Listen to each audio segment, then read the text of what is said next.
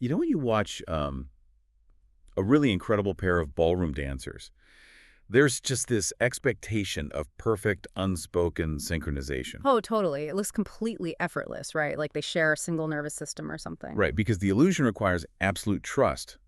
But then, imagine one of them suddenly forgets the steps, panics, and just tries to muscle the other person across the floor. Toes get crushed. Yeah, the magic just instantly evaporates. Exactly. And that crushed toe feeling is exactly what we are exploring in today's deep dive. We've gathered a stack of psychology and research and intimacy coaching notes for a very specific mission. We are unpacking the delicate mental headspace of intimacy dynamics. Specifically, what happens when a naturally non-dominant man attempts to lead a submissive partner. So, okay, let's unpack this because clashing energies create 5 very specific failure points, or icks, for the partner. Yeah, and we really need to be clear right up front to set an empathetic tone here.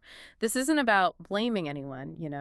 It's an analysis of why certain, well-intentioned behaviors completely shatter the required mental headspace for the submissive partner. Right, it's about understanding the mechanics of vulnerability. Exactly. Because the failure actually begins the exact moment he tries to initiate using an energy that just isn't his.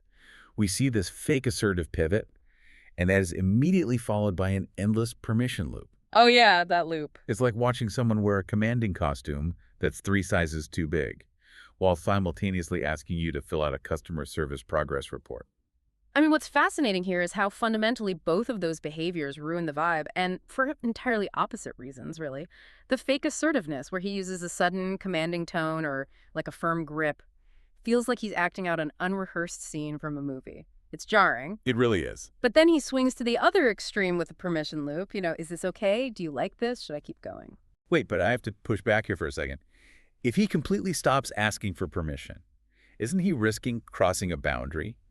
I mean, how does he balance enthusiastic consent with not acting like a clipboard manager? Well, consent is the absolute baseline, obviously. The issue is how it's being communicated.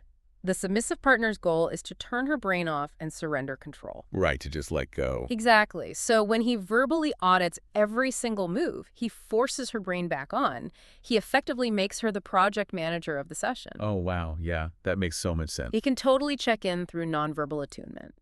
But the clinical, rapid-fire questioning just kills the suspension of disbelief. So what does this all mean for his actual behavior? If he's terrified of crossing a boundary but also knows he shouldn't audit her, he just freezes. Right, the freeze. Which brings us to the third failure point, the waiting room energy. It's that dead air where he's just hovering, waiting for her to move or give an instruction.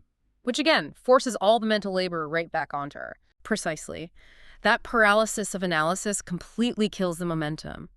And because he is hesitating and, second-guessing himself, that lack of fluidity causes the fourth ick, clumsy transition. The clumsy transitions. Yeah, that's when you get knock knees, caught hair, maybe bumping elbows in the dark. Which honestly happens to everyone, right? I mean, Yeah. We're all human and bodies are just awkward sometimes. They absolutely are. But the real ick isn't the physical clumsiness itself. No. No, the ick is the over-apologizing that follows. Instead of just confidently moving through it or sharing a warm laugh, he panics and makes it a massive issue. Oh, so he makes it weird. Yes, and that panic breaks the emotional suspension. It snaps her right out of her vulnerable state and back into a mundane, awkward reality. And that jarring snap back to reality doesn't just ruin the moment, it permanently derails the pacing, leading directly to the final disaster at the conclusion of the experience. The finish line disconnect. Oof, the finish line disconnect is rough. It really is. He reaches his individual physical goal and immediately pivots to talking about the weather or like a funny YouTube video he saw. It leaves the partner feeling utterly dropped on the floor. Yeah, and we really have to look at the psychological mechanism behind why he does that, because he was treating the dominant role like an exhausting performance. Achieving the end goal is like hearing a director yell, "Cut." Ah, so he's finally off the clock. Exactly. His brain drops the persona immediately just to relieve that psychological tension. It was a solo sprint for him, not a shared experience. So how does he fix it without putting that exhausting costume back on? Because the psychological consensus points to a sweet spot.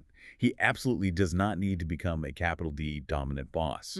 He simply needs to be an attentive guide. Yeah, and if we connect this to the bigger picture, a guide pays attention to the terrain and the person they're with.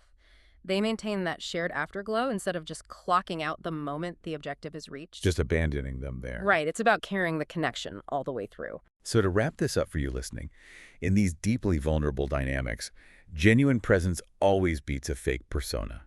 You don't need to bark orders, and you don't need to run a focus group. You just need to stay attuned. Perfectly said. Which leaves you with a thought to mull over. If being a successful guide in intimacy requires deep attentiveness rather than a commanding attitude, how might dropping the boss act redefine what taking charge looks like in other vulnerable areas of your life? Think about it. Maybe stepping off the stage and simply learning to guide the dance is the most powerful move you can make.